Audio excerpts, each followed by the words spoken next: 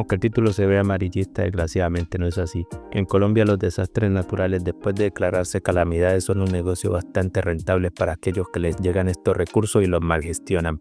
Ya se supo el caso de corrupción con la Unidad de Gestión de Riesgo en Colombia, pero para aquellos que no lo saben, la Unidad de Gestión de Riesgo en Colombia es la encargada de dirigir, orientar y coordinar todos los desastres asociados con fenómenos de origen natural, socionatural, tecnológico y de humano no intencional.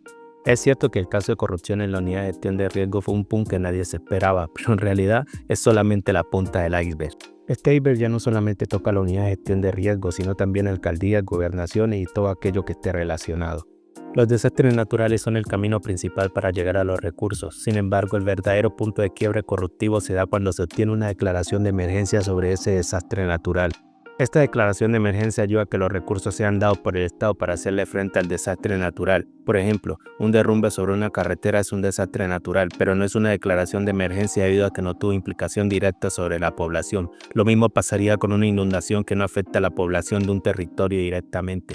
Así pues, las declaraciones de emergencia se dan mayormente cuando los desastres naturales afectan directamente a la población. En Colombia, desde 2012 hasta 2022, el número de declaraciones de emergencia en las capitales pasó de 0,1 a 58, siendo 2020 el año que más declaraciones de emergencia se hicieron, y la razón pasa por la obviedad. Sin embargo, la cosa cambia cuando hablamos de las ciudades con mayor cantidad de declaraciones de emergencia. Contrario a lo que se creería, no están las tres ciudades principales de Colombia en el top, sino que se encuentran ciudades que rara vez son mencionadas. En el primer puesto se encuentra Bucaramanga, en el segundo Sincelejo y por último Coa. Estas tres juntas conforman casi el 40% de todas las declaraciones de emergencia realizadas en Colombia. La cifra parece poco, pero recuerden que en Colombia hay 32 departamentos, por lo que hay que dividir el otro 60% en las 29 ciudades restantes. La Unidad de Gestión de Riesgo en Colombia clasifica los riesgos naturales como avalanchas, deslizamientos de tierra, erosión, granizada, helada, inundaciones, mareas de tempestad, sequías, terremotos, tormentas eléctricas, vendavales y erupciones volcánicas,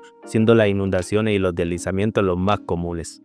Y entonces, ¿cuál es el problema aquí? El problema aquí es que los desastres naturales disminuyeron.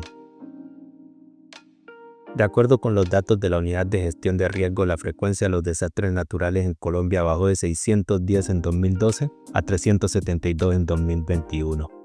Para que se entienda, bajaron los desastres naturales, subieron las declaraciones de emergencia, pero mantuvieron el mismo número de población afectada. Magnífico, ni para ser corruptos son creativos. Se produce corrupción mal hecha, pero corrupción en su estado más puro al fin y al cabo. Surge una pregunta a raíz de esto. ¿Qué tanta corrupción se produce en este proceso? Analíticamente se diría que Bucaramanga, Sincelejo y Mocoa estarían en el top, pero nada más alejado de la realidad. Primero está Yopal, luego se encuentra la bellísima pero caótica Bogotá y por último la olvidable Arauca. Con esto es claro que no es directamente proporcional el número de declaraciones de emergencia con el dinero que se hurta para intereses personales. Aunque eso no quiere decir que no haya corrupción, porque estas tres últimas ciudades podrían entrar tranquilamente en el top 5 ciudades donde hay mayor cantidad de casos abiertos por el uso indebido de recursos públicos. No hace sentido la misión de la Unidad de Gestión de Riesgo en este tipo de cosas porque en lugar de mejorar la calidad de vida de las personas a raíz de estos problemas de desastres naturales, se empeora.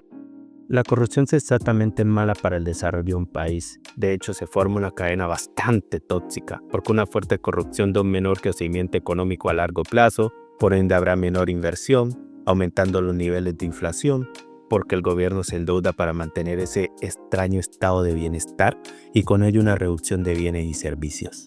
Por último, me gustaría analizar cuáles son las posibles causas del aumento de corrupción con las declaraciones de emergencia. Y para esto existen dos explicaciones.